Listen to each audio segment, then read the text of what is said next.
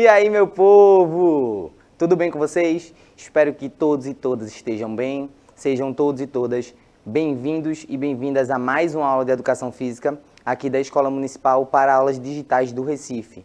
Então, se você ainda não me conhece, eu me chamo Heleno Júnior e sou o professor de Educação Física aqui, que estou com vocês, desde o começo do ano, desde o ano passado, e estamos aí trabalhando agora o conteúdo de esporte. Então, a gente tem aí já várias aulas para vocês assistirem. Eu vou dar aqui as dicas para vocês acessarem essas aulas. Então é isso, mais uma semana começando, Temos aí um feriadão, Então dá para a gente aproveitar bastante. Vamos até quarta-feira aí estudar bastante, focar no que a gente tem que fazer, para no final de semana e no feriado, a gente ter aí um tempinho livre para a gente poder curtir a nossa família, poder aproveitar aí a data que não é uma data tão feliz, Mas é uma data que a gente tem aí para ser comemorada, entre aspas, e vamos embora aí para essa semana que promete, Ela vai acabar mais rápido, graças a Deus. E é isso, hoje nós vamos falar sobre esporte. Então, continuamos nesse assunto e hoje falando sobre as diferentes práticas e objetivos. Então, vocês já viram aí muita coisa, A gente já falou especificamente sobre a definição do que é o esporte, como ele é caracterizado, a gente vai revisar hoje também. Mas a gente viu também as classificações, todas as classificações, como é que a gente determina cada uma, qual a característica de cada uma. E hoje a gente vai focar mais nessa parte de como essas classificações elas se inserem em diferentes práticas. Então, fiquem ligados e ligadas aí que a gente tem muito conteúdo bacana hoje para vocês entenderem aí esse processo. E eu estou aqui acompanhado de uma pessoa super competitiva, Que sempre está aqui nos joguinhos quando eu promovo, ele sempre está envolvido, que é Bruno, fazendo aí a nossa tradução simultânea. Então, a gente vai conversando com vocês de formas diferentes. Enquanto eu vou falando, ele vai fazendo aí a tradução para a língua brasileira de sinais, E tornando a nossa aula mais acessível para todos e todas. Então, se você perdeu a aula da semana passada, onde a gente falou sobre acessibilidade ao esporte, vocês podem conferir aí através desse QR Code. Então, é só escanear o QR Code e já vai direto para a aula, não tem nem trabalho, vejam mesmo.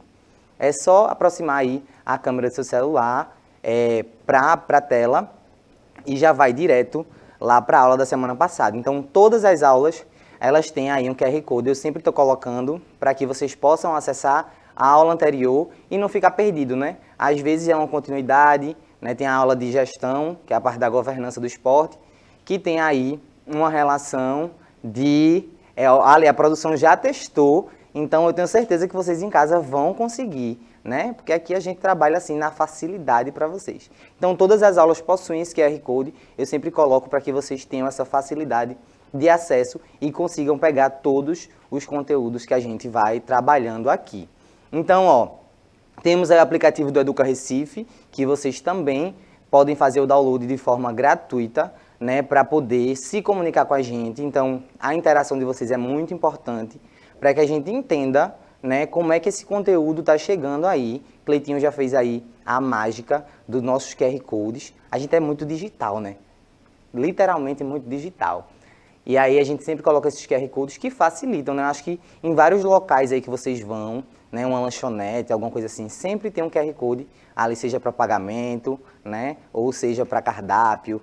Então é uma coisa que está sendo muito utilizada e aí vocês podem acessar de forma mais fácil e conseguir fazer esse download, que é gratuito. Vocês não vão pagar pelo aplicativo e nem vão precisar gastar internet aí, nem depender de Wi-Fi para acessar as aulas que ficam lá, Porque além de vocês conseguirem assistir ao vivo no aplicativo, existe um repositório, que é onde vocês podem assistir às aulas que já foram passadas, Ficam lá todas guardadinhas. Além desse repositório, tem aí o canal do YouTube, que é onde vocês tiveram aquele QR Code que vai direto para a aula.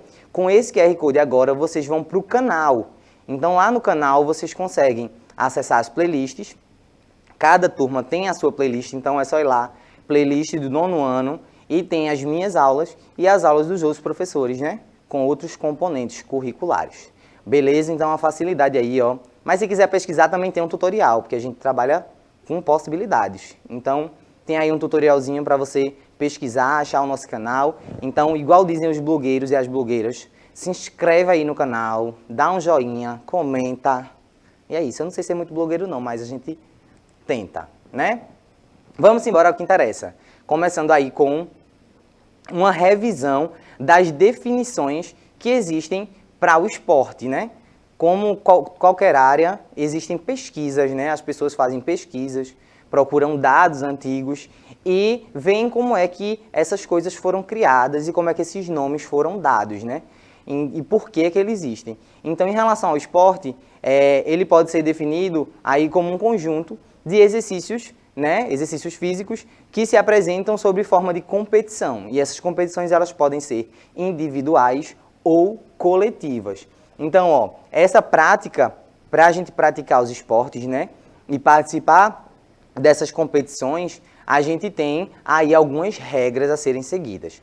Mas que regras são essas? Essas regras são impostas, são elaboradas, na verdade, pela governança do esporte, né?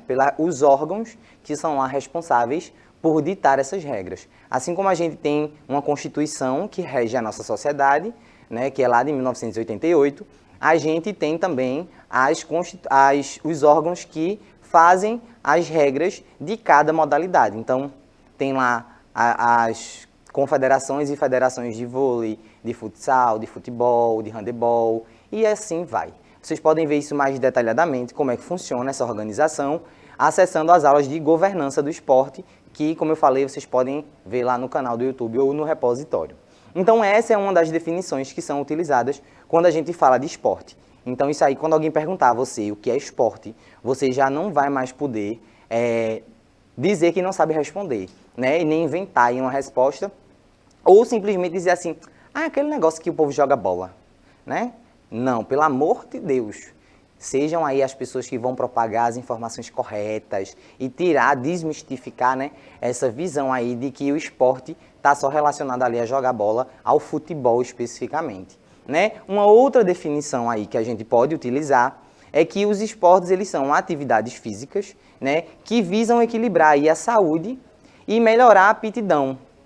Ó, a gente tem 3 pontos aí que vocês podem ver. Equilibrar a saúde, melhorar a aptidão e o condicionamento físico e mental. Quando a gente fala de melhorar a aptidão e o condicionamento, são 2 coisas diferentes, tá? Então, quando a gente fala de equilibrar a saúde, vamos por partes, né? Isso é muito importante vocês entenderem, porque passa da definição, tem muito a ver com o conteúdo que a gente está trabalhando hoje. Quando a gente fala aí do esporte em relação a equilibrar a saúde, a gente está falando de alinhar a prática esportiva, né, a prática de atividades, exercícios físicos, a uma questão de alimentação saudável, hábitos saudáveis, né? Então, tudo isso é um conjunto de coisas. Para você não dizer assim, o professor disse que se eu fizer esporte eu vou equilibrar a saúde, então tá tudo certo, não preciso fazer mais nada. Não é bem assim que funciona, né? Ele é uma ferramenta que auxilia aí nesse equilíbrio da saúde, porque a saúde é um contexto muito grande, né? Quando a gente fala de saúde, a gente fala do corpo e da mente, então é uma junção de coisas. E o esporte, ele está aí como uma ferramenta para auxiliar nessa questão. Então, quando a gente fala de melhorar a aptidão e o condicionamento físico e mental, a gente fala de melhorar porque a gente tem aptidão, né? Aptidão é estar apto para fazer algo. Então, a gente já está apto para fazer várias coisas, mas quando a gente fala aqui em relação ao esporte, a gente está falando de ter uma aptidão física para realizar mais coisas e uma aptidão também em relação à nossa condição mental, né? Que é estar relaxado, é conseguir se concentrar mais. Então, tem vários aspectos aí ligados a esse condicionamento. Então, a gente fica apto e condicionado a algo. E aí a gente está falando em relação ao nosso físico e à nossa questão mental, né? Que são saúdes diferentes, mas que estão integradas. Quando a gente costuma falar muito assim, eu tô com uma dor aqui, eu mesmo, né? Eu tenho várias lesões, então eu sempre tô com dor em alguma coisa, no ombro, no joelho, na coluna.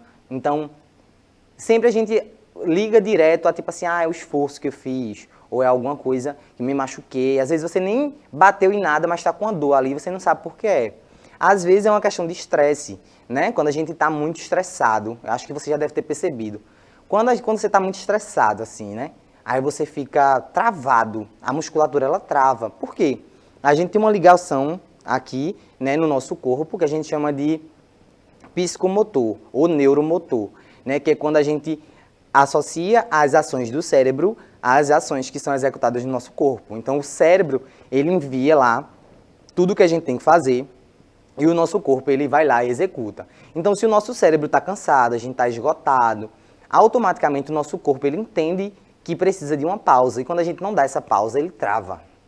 E aí a musculatura fica rígida e em qualquer movimento você pode se lesionar. Então, vejam aí a importância que tem nessa conjuntura toda dessa relação aí físico-mental, né? Então, vamos seguindo. Aí, tem outros detalhes sobre essa definição lá na outra aula que eu falei.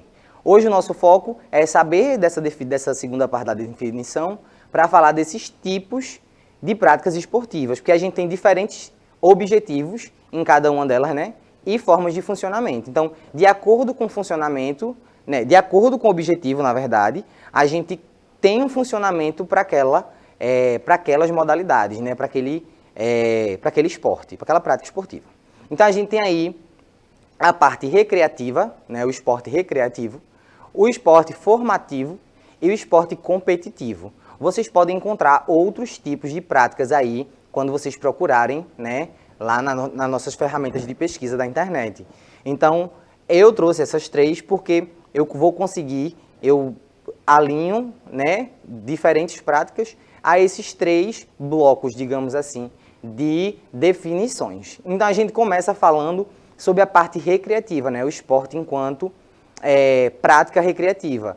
Mas, para isso, a gente precisa entender o que é recreação, né? A recreação, ela indica algo que é próprio para os momentos livres, né? Significa uma paragem, ou seja, você parar, dar uma pausa, no trabalho para descansar e aliviar o estresse. Aí você pode me dizer, professor, mas eu não trabalho, eu estudo.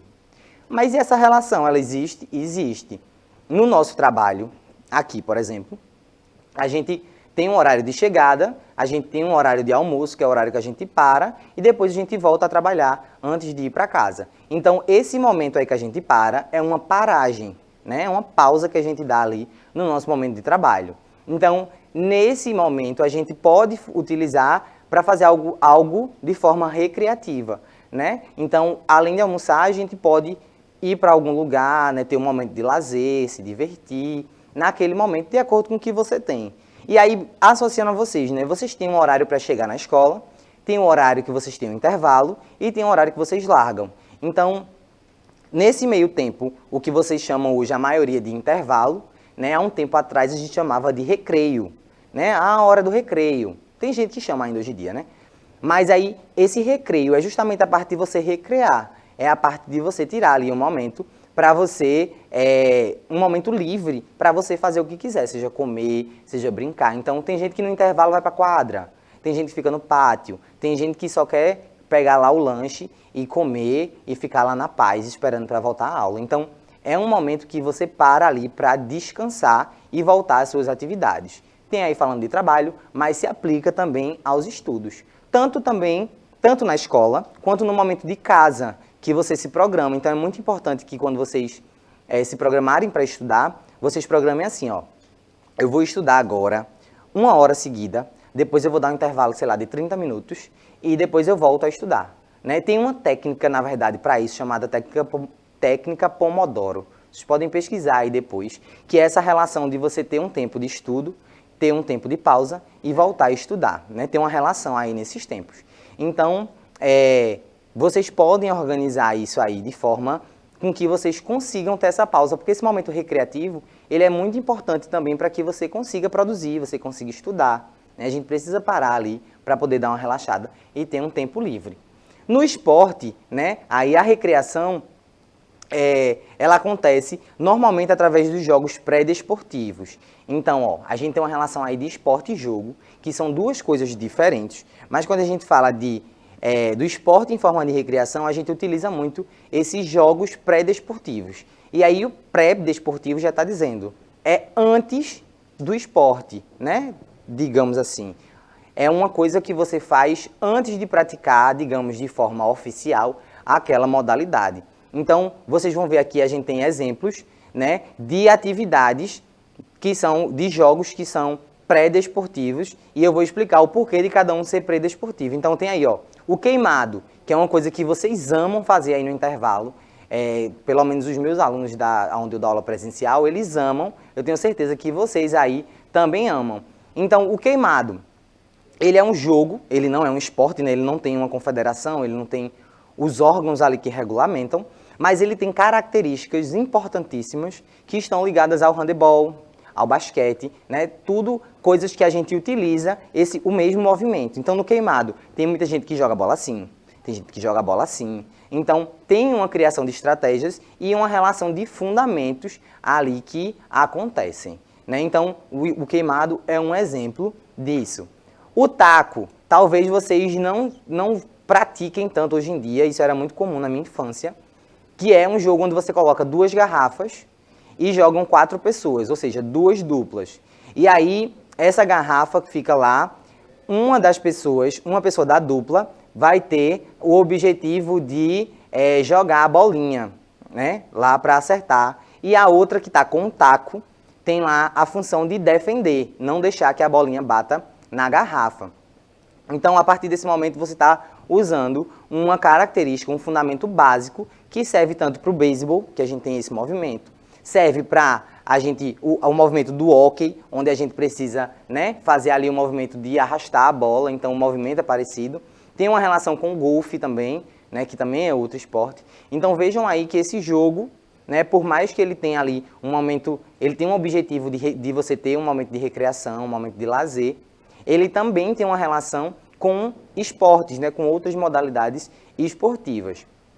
O 7 cortes também é muito famoso aí nas escolas, a galera gosta de jogar muito, tem uma relação com o voleibol, esse aí é mais óbvio, digamos assim. A gente tem essa relação com o voleibol porque a gente usa fundamentos, né, seja a manchete, seja o toque, e o próprio ataque ou saque, né, quando a gente quer queimar alguém e para aquela pessoa sair ali no 7 cortes, a gente utiliza um movimento que geralmente é utilizado para sacar ou para atacar. Então, 7 cortes também, que pode ser chamado de 5 cortes, 6 cortes, sempre depende, né? Sempre tem essa variação. O jogo ele nos permite ter essa variação de regras e de funcionamento. E aí a gente adapta muito a quantidade de pessoas que jogam ali com a gente. E tem as famosas peladas, né? Eu coloquei entre aspas para deixar bem claro para vocês que essa palavra, por mais que muita gente ache, ela não tem um contexto sexual. Ela não tem uma conotação de falar sobre mulheres peladas, por exemplo. Ela foge muito disso, inclusive. Então, se você já ouviu essa palavra associada a essa questão, né, é muito importante que vocês saibam que não tem essa relação. E a pelada, geralmente, ela está relacionada ao futsal, né? Quando você vai jogar futsal, a galera diz, bora bater uma pelada ali. Toda quarta-feira a gente bate uma pelada. Ou você no intervalo, no intervalo a gente vai bater uma pelada, né? Lá na outra escola que eu trabalho presencial, tem dias divididos do que é que cada um vai jogar. Então, um dia é futsal, um dia é queimado, um dia é basquete. Então, eles batem essas peladas, né, ali de forma recreativa. E aí, professor, o senhor falou que não é esse o contexto, né? Que essa palavra não tem esse contexto. E aí é muito importante falar para vocês o que é, né? A pelada está referente a você praticar aquele determinado esporte em uma área que não oferece a estrutura ideal para essa prática.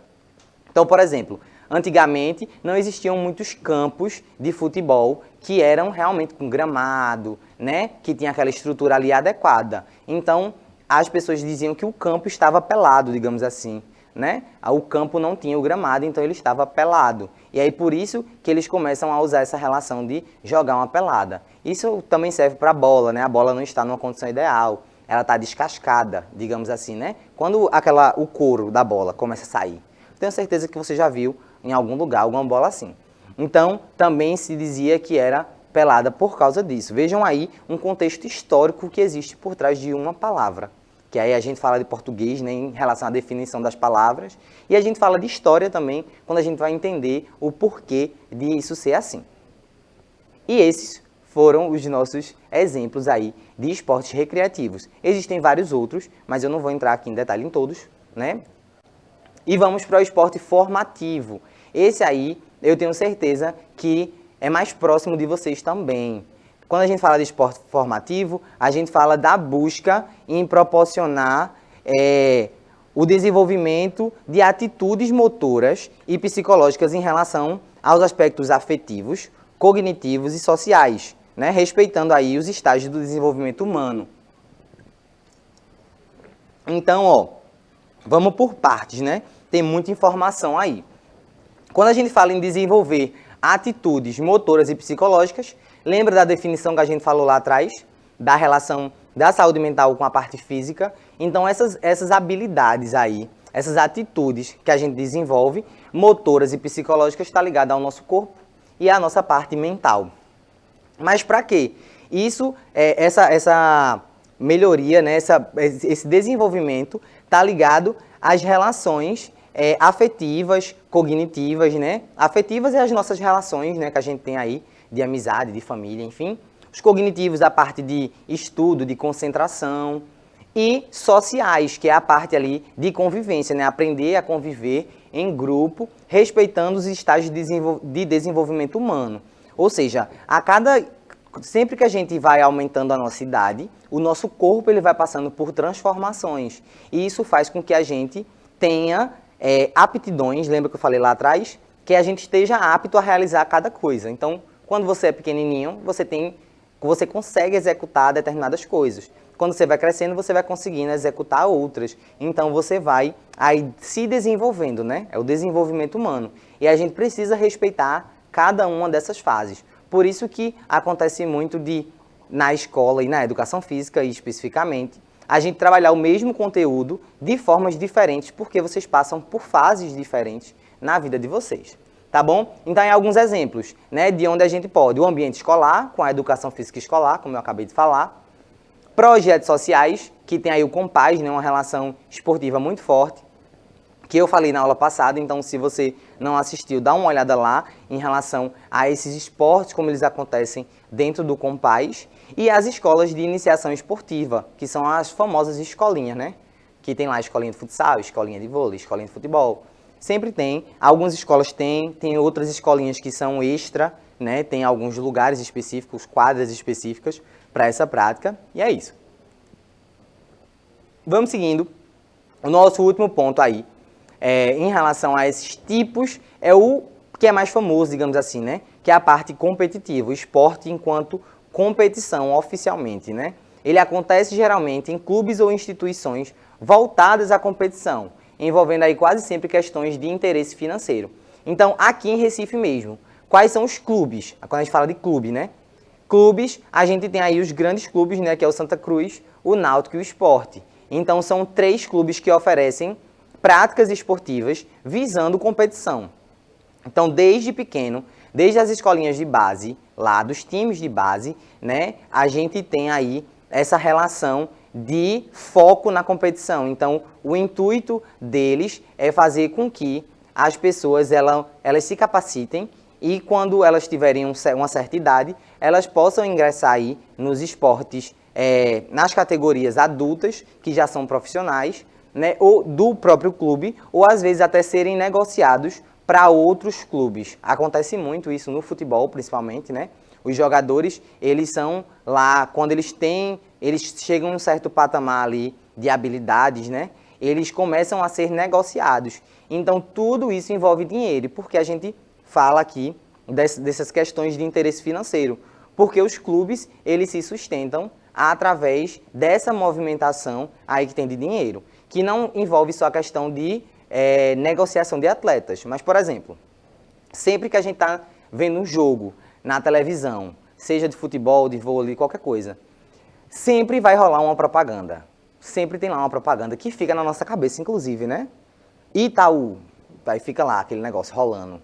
Então, é uma propaganda que fica ali, você já sabe como é o toquezinho, já sabe tudo que acontece. No próprio gramado, nos estádios, tem ali várias placas que indicam marcas diferentes. Então, sempre tem essa relação de propaganda que eles pagam ali as instituições para poder aquela marca aparecer ali durante aqueles jogos. Então, quando você entra no estádio, quando você vai ver um jogo, você está investindo dinheiro, né? Então, todo esse dinheiro circula ali dentro daquelas governanças, né? Aquela governança do esporte. Ela é responsável por organizar como é que esse dinheiro vai circular.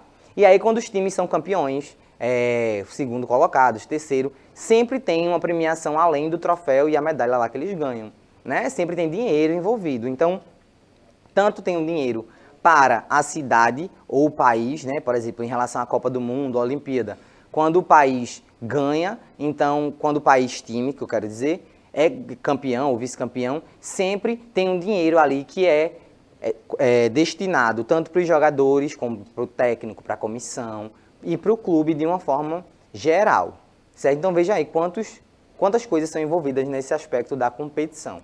E aí, falando de exemplos, a gente tem aí os clubes, né? Alguns clubes, como eu já falei, o Sport Santa Cruz, temos academias, que está mais ligada aí em relação às lutas, a academias e associações.